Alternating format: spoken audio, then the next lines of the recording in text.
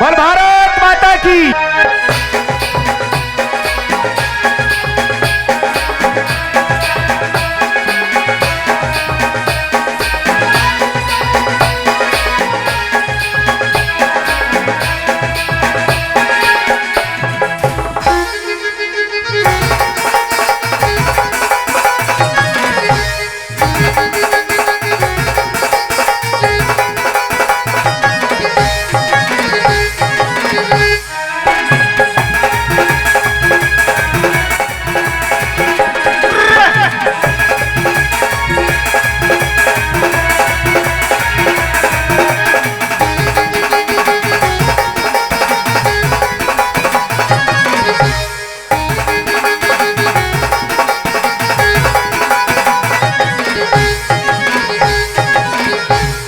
जोहार संगवारी हो।